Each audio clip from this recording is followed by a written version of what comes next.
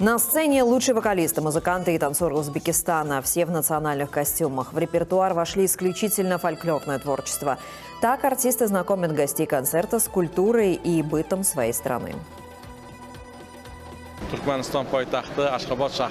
Это праздник, который подчеркивает крепкие узы дружбы и братства между нашими народами. Мы рады представить уникальное культурное наследие Узбекистана, от традиционных ремесел до музыки и танцев. Туркменистан встречает нас с особым теплом, что вдохновляет делиться нашим искусством и традициями.